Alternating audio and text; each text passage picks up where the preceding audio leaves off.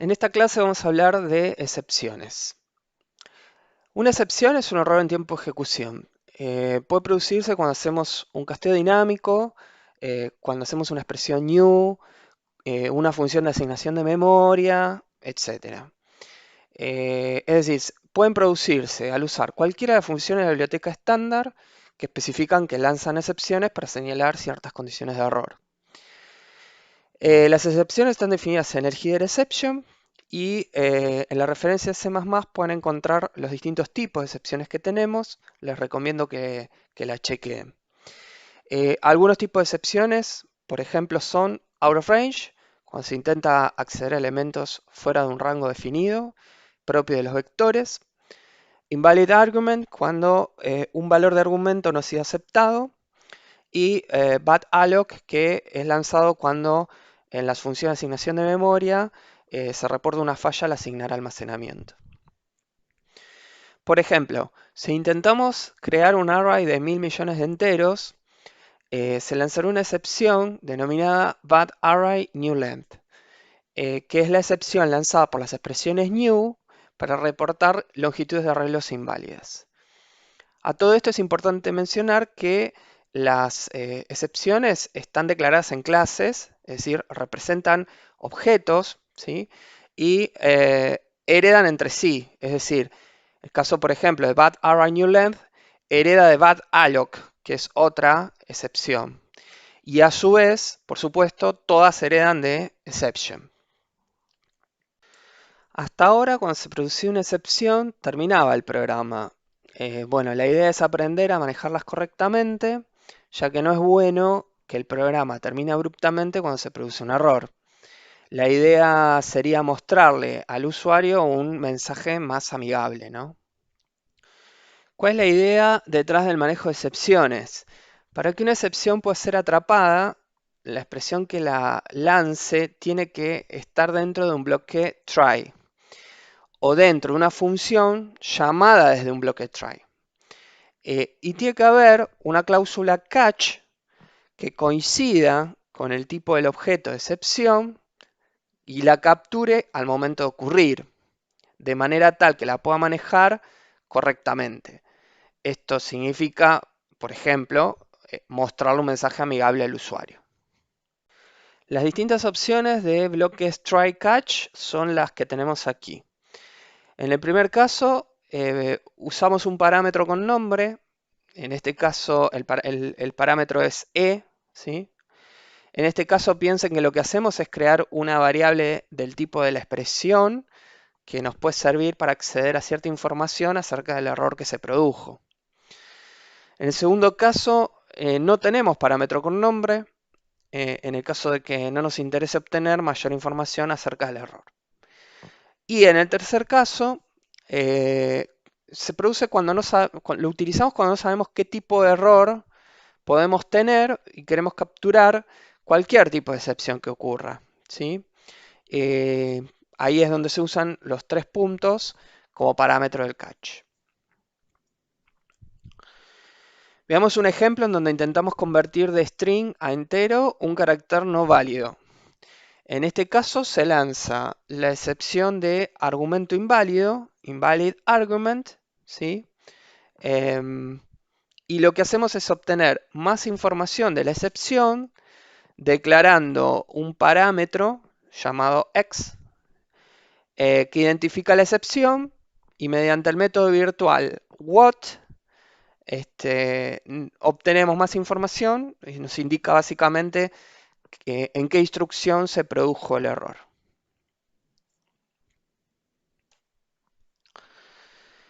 Este es otro ejemplo. Aquí tenemos un arreglo de 10 elementos y se puede intentar consultar un elemento mayor a 10. En este caso, el ejemplo nos va a dar una excepción fuera de rango, ¿sí? Definida para la función add de la clase vector. Siguiendo con el ejemplo anterior, lo que podemos hacer en estos casos es salvar el error producido por la excepción de la siguiente manera. Colocamos el bloque try catch dentro de un ciclo y de esta manera lo que hacemos es permitir el reingreso del índice a consultar, ¿sí? Hasta que el usuario ingrese un índice válido, ¿sí? En el mismo ejemplo, podríamos optar por capturar cualquier tipo de excepción.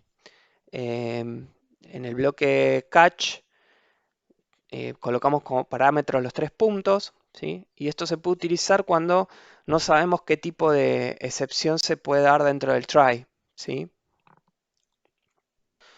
O también podríamos capturar cualquier tipo de excepción y obtener más información acerca del error que se produjo. En este caso el parámetro del catch sería exception como excepción genérica y el nombre de la variable excepción. Y luego usando el método virtual what, mostramos mayor información acerca del error que se produjo. Lo que vimos hasta acá nos sirve a nosotros si queremos capturar excepciones. Eh, pero ahora, ¿qué pasa si queremos lanzar una excepción? Bueno, para eso vamos a utilizar la instrucción throw. Lo que estamos haciendo a través de esta instrucción es crear un objeto del tipo excepción, ¿sí? La forma de crearlo es como la que tenemos aquí y por supuesto que aplican todas las reglas vistas anteriormente. Es decir, en caso de que una excepción no sea capturada, termina la ejecución con un mensaje de error, bueno, etcétera, etcétera. Bien, veamos un ejemplo de cómo podemos lanzar una excepción, ¿sí? Fíjense que en este caso lanzamos una excepción en caso de que alguno de los parámetros sea negativo, ¿sí? Y la excepción lanzada es de tipo invalid argument. El parámetro que le estamos pasando a la excepción es valores negativos recibidos. Y es básicamente lo que vamos a obtener si nosotros ejecutamos el método what para esta excepción. Desde donde estemos llamando a esta función, escribimos el bloque try catch correspondiente y tratamos la excepción como corresponde, ¿no? Siguiendo con este ejemplo, fíjense que aquí capturamos la excepción, ¿sí? Con un bloque catch.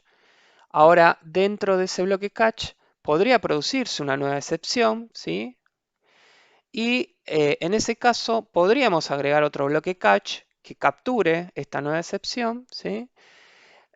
Y también podríamos dentro de ese mismo bloque catch hacer lo que se denomina un rethrow, es decir, volver a tirar una excepción que va a ser del mismo tipo de la que capturamos en este bloque catch, ¿sí? Pero que no está siendo tratada dentro de este bloque, sino que la debe tratar, digamos, la excepción la debería tratar quien haya llamado a este bloque try catch originalmente. De vuelta, si no sabemos qué tipo de excepción nos puede llegar a dar un cierto bloque, pero queremos obtener información acerca del error, podemos usar esta forma genérica que mencionamos anteriormente para el tratamiento de la excepción. También podemos lanzar excepciones de esta manera. Una expresión through acepta un parámetro, en este caso el valor entero 20, ¿sí? Que es pasado como parámetro al manejador de excepciones, ¿sí? El manejador de excepciones es declarado con la instrucción catch inmediatamente después del bloque try, ¿sí? Y acá es muy importante el tipo de este parámetro. ¿Por qué? Porque se chequea el tipo del argumento pasado por la expresión through y si coincide su tipo, ¿sí? Como es este caso, entonces la excepción es capturada. Podríamos encadenar múltiples expresiones catch, cada una con diferentes tipos de parámetros. Solo se ejecutará aquella cuyos parámetros tengan el mismo tipo de la expresión especificada en la sentencia throw. También podríamos considerar una opción por defecto como tenemos aquí en este ejemplo, ¿no? Dentro de un bloque try podríamos tener tranquilamente un bloque try catch. En estos casos, el catch interno bloquea la excepción a sus niveles externos. Si usamos los 3 puntos como parámetros del catch externo, ¿sí? El manejador capturará cualquier excepción sin importar el tipo de la excepción del through. Esto puede usarse como el manejador por defecto de todas las excepciones no capturadas por otros catch. Y en este caso, este último catch lo que haría es capturar cualquier excepción de cualquier tipo que sea. Podemos también crear nuestras propias excepciones, heredadas por supuesto de la clase exception. Para eso debemos sobreescribir el método virtual what para que contenga cierta descripción de la excepción que estoy creando. Y bueno, esto se hace con esta sintaxis que tenemos aquí. Entonces, finalmente, podemos lanzar nuestra excepción de esta manera y capturarla como cualquier excepción genérica. Bien, hasta aquí llegamos con esta clase de excepciones.